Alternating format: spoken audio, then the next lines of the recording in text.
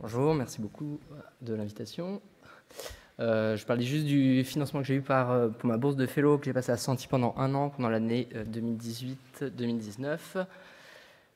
Donc, je vais vous présenter le cas clinique d'un patient que j'ai opéré, un patient de 32 ans qui a pratiqué le sport pivot donc depuis l'enfance, avec des douleurs de hanches invalidantes depuis plusieurs années, des douleurs mal étiquetées avec des irradiations lombaires, des douleurs essentiellement sur des positions en flexion profonde, nécessitant l'arrêt du sport pivot.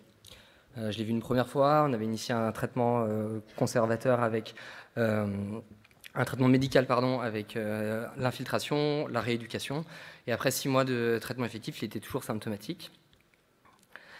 Donc en plus du bilan complémentaire classique, on retrouve les signes de conflit fémoro-acétabulaire avec une augmentation de la couverture externe, une diminution du ratio tête-col, et l'arthroscanner réalisé retrouvait une lésion du labrum avec une herniation de Pitt sur le col fémoral. Donc on a proposé la chirurgie avec pour objectif la suture de sa lésion labrale et une cure de son conflit fémoro-acétabulaire par une fémoroplastie intra-articulaire du col.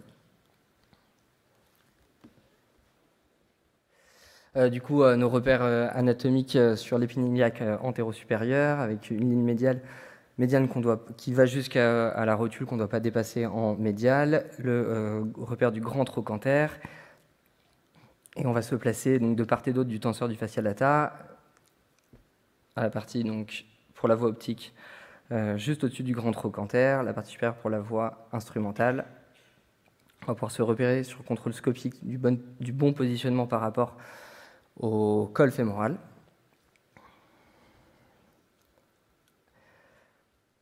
Donc, avec la triangulation, on va repérer notre sonde de radiofréquence pour pouvoir ouvrir la capsule articulaire dans le sens longitudinal du col. Donc, on va progresser sous contrôle de la vue jusqu'au col fémoral. Initialement, le plus latéral possible pour ne pas avoir d'atteinte intra-articulaire. Une fois qu'on a repéré le col du fémur, on va pouvoir progresser vers le labrum.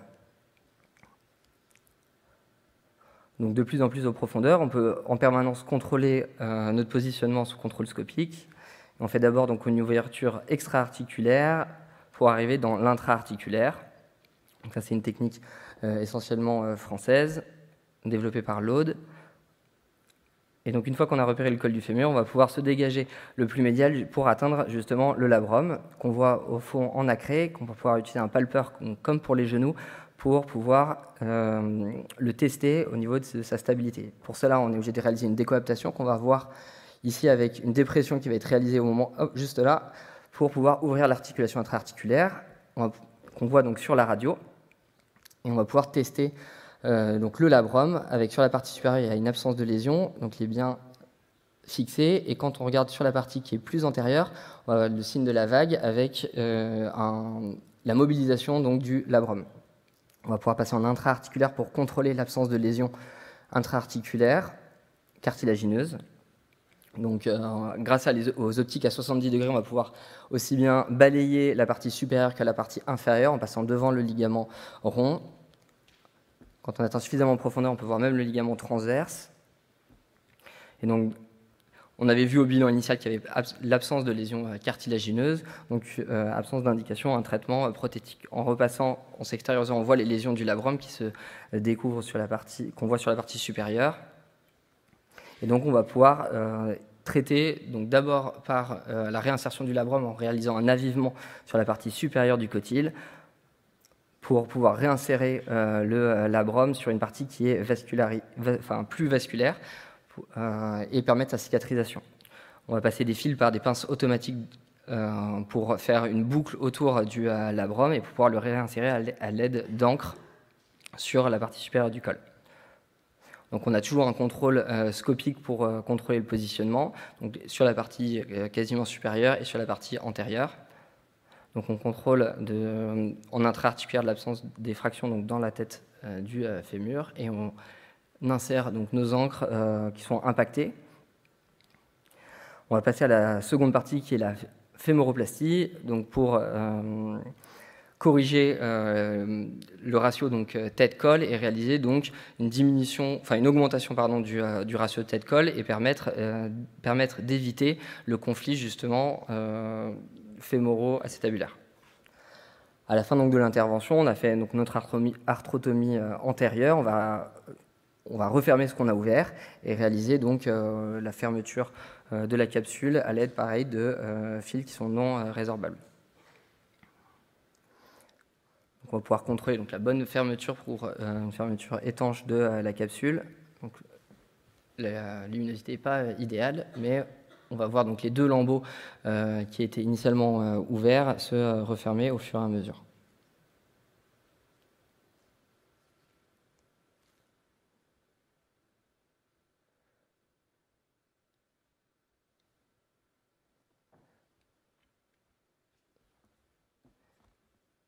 Donc l'idée, c'est vraiment de refermer tout ce qui a été ouvert et réinsérer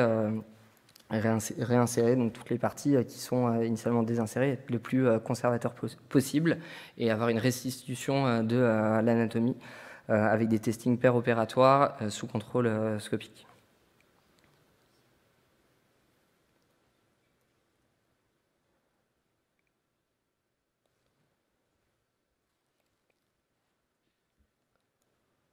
On peut passer à la diapo suivante, s'il vous plaît.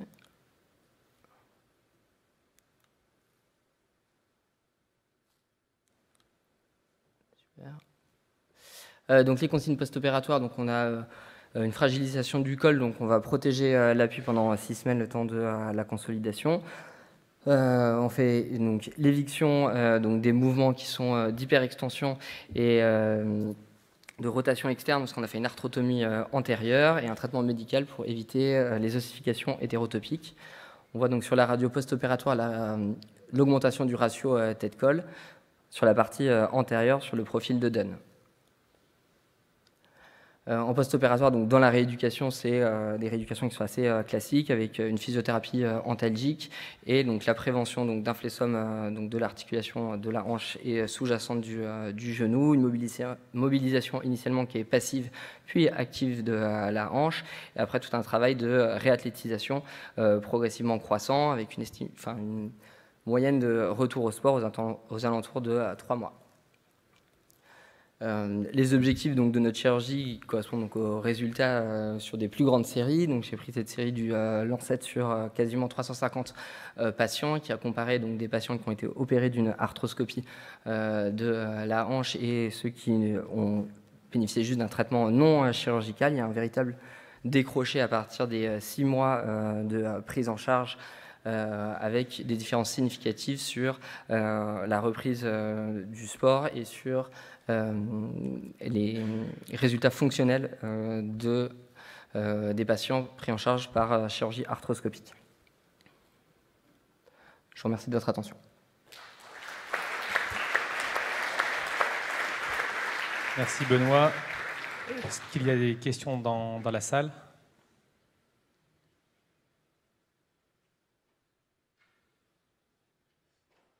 Bruno. Sinon, moi j'en ai une. Il y en a qui ne réinsèrent pas le labrum. Toi, qu'est-ce que tu en parles ? Il y en a qui font juste une réduction du col pour augmenter le ratio tête-col et qui ne réinsèrent pas de labrum. Qu'est-ce que tu en penses ? Ce qui est sûr, c'est qu'il faut prendre en charge les lésions du labrum. Il y a un bénéfice à faire soit une résection, soit une suture. Mais la suture, elle permet une restitution de l'effet de succion et d'éviter en post-opératoire les mouvements de micro-instabilité qui sont liés à la résection du labrum. Donc il y a des meilleurs résultats sur ceux qui ont des réinsertions de labrum. Mais dans les deux cas, il faut la prendre en charge. Il faut pas réinsérer le labrum. Il faut plutôt réinsérer le labrum ou faire une résection, mais les résultats sont meilleurs sur la réinsertion. Il faut le prendre en charge. Merci Benoît. J'ai une question. Quel est le délai idéal pour la prise en charge d'une lésion traumatique du labrum ?